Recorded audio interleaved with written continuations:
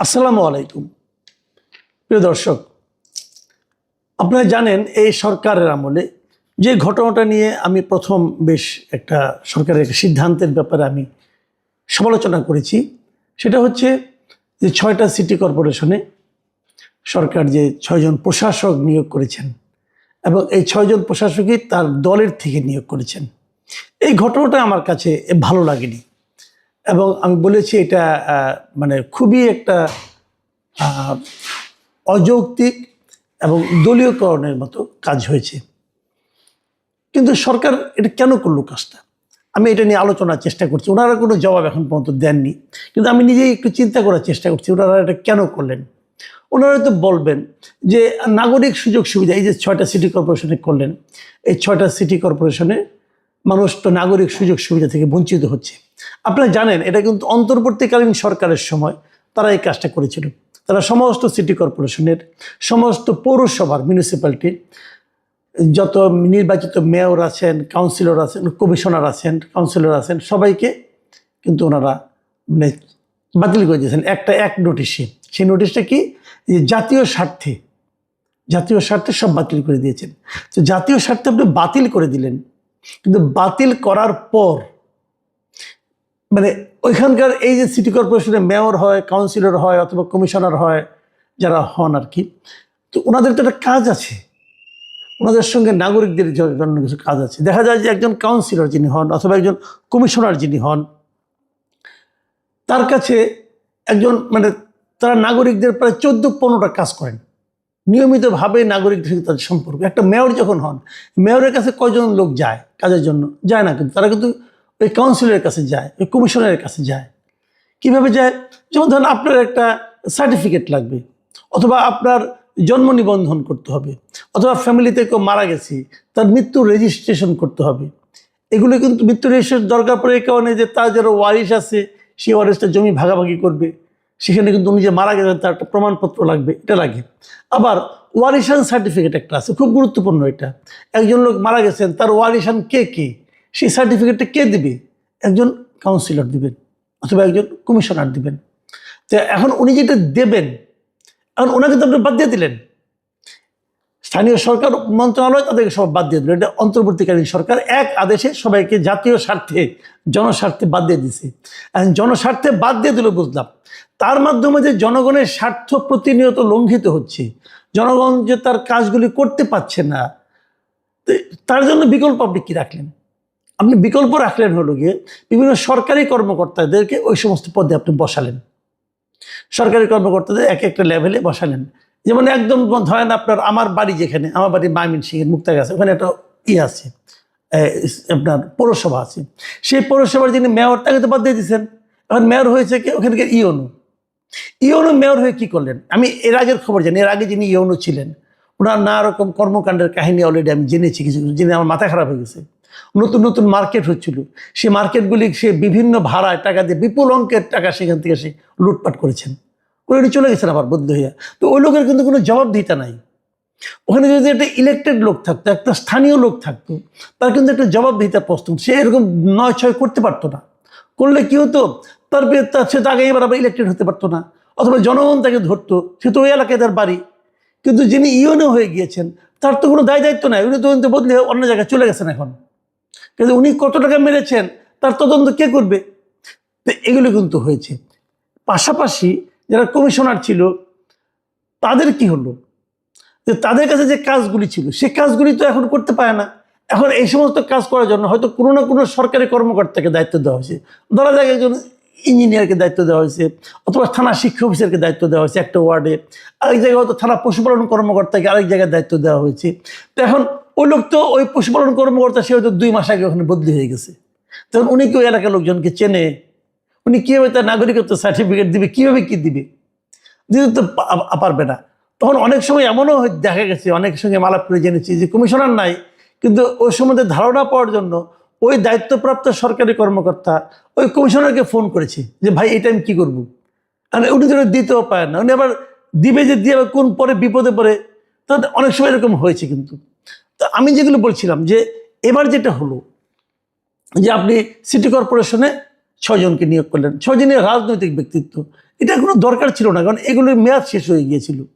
মেয়াদ শেষ হয়ে গেলে আপনি নির্বাচন দিয়ে দেন, নির্বাচন দিয়ে দিলে তো হয়ে যেত। নির্বাচন 3 মাস থাকতো। এতদিন যখন 1.5 বছর যখন কোনো প্রশাসক চালালো, তো তারাই চালাইতো আর কয়দিন। ইলেক্টেড বডি সব চলে আসতো, ইলেক্টেড মানে কাউন্সিলর আসতো, মেয়র আসতো, সমস্যাটা কী ছিল? কিন্তু তা আপনি করলেন না। আপনি বললেন যে নাগরিক সুবিধার কথা চিন্তা করে আমরা সেখানে পলিটিক্যাল ব্যক্তিকে দিলাম। ভালো করছেন, ধরলাম, কথার কথা ভালো হয়েছে। তাহলে এখন কমিশনারদের কী হবে, অথবা কাউন্সিলরদের কী হবে?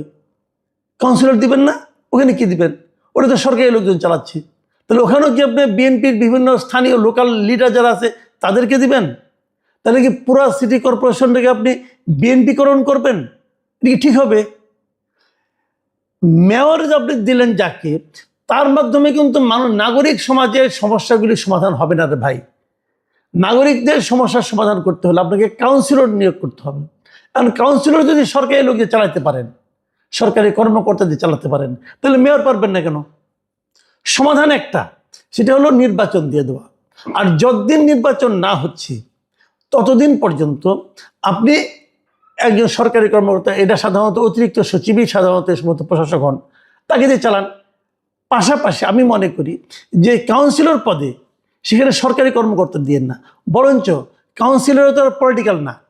দেখেন, আমরা জানি যে জিনিসটা, মেয়র পদটা এটা কিন্তু রাজনৈতিক প্রতীক দিয়ে নির্বাচন করতে হয়েছে। যেমন আওয়ামী লীগের মেয়র নৌকা প্রতীক আওয়ামী লীগের মেয়র নির্বাচন করেছে, বিএনপির কেউ দাঁড়িয়েছে, সে দাঁড়িয়েছে ধানের শীর্ষে দাঁড়িয়েছে। কিন্তু তো মেয়র নির্বাচনটা হয়েছে দলীয় প্রতীকে, কিন্তু কাউন্সিলর কিন্তু দলীয় প্রতীকে হয় নাই।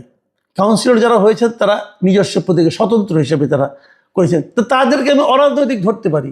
বিশেষ করে বিভিন্ন পৌরসভা যেগুলো আছে, পৌরসভার কাউন্সিলর তো একদমই অরাজনৈতিক। পৌরসভার বিভিন্ন জায়গায় বিএনপির অনেক লোক পৌরসভায় কিন্তু অরাজনৈতিক হিসাবে নির্বাচনে জিতে এসেছে। ওখানে আপনার জামাতের কাউন্সিলর আছে, আবার কোনো পার্টি করে না এমন লোকও আছে। স্থানীয় সরকারের ফরম্যাটটা কিন্তু এরকম।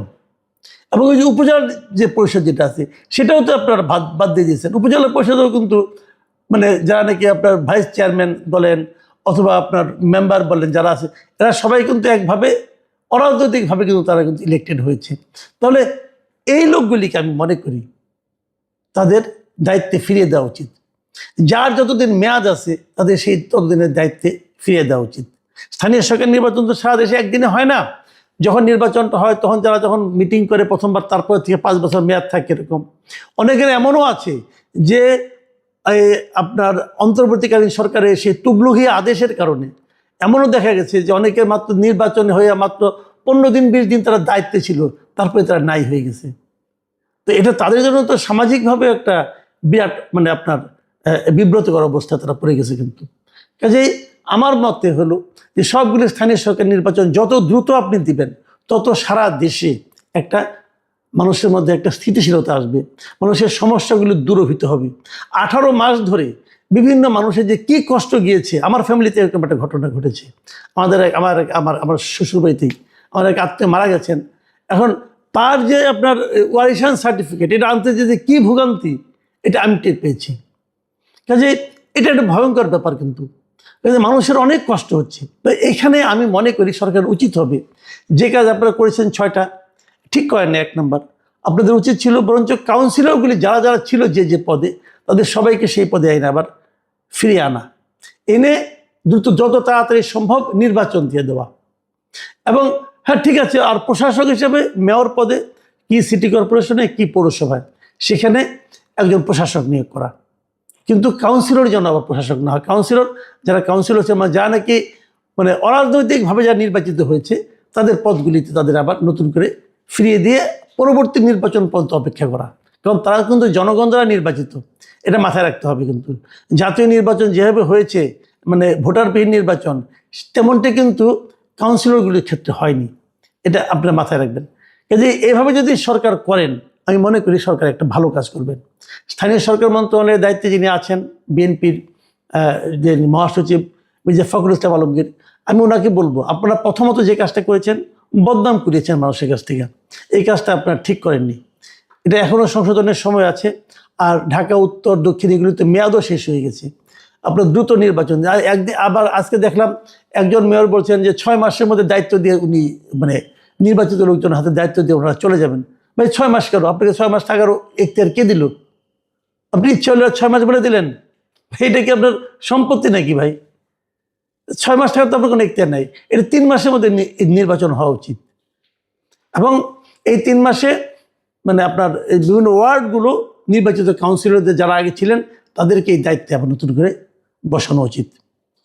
আমি মনে করি সরকারের এই বিষয়গুলো সচেতনভাবে দেখবেন, সিরিয়াসলি যারা নেবেন, এবং আমি মনে করি এর মাধ্যমে একটা অস্থিরতা তৈরি হয়েছে তার একটা নিরসন হয়তো হতে পারে।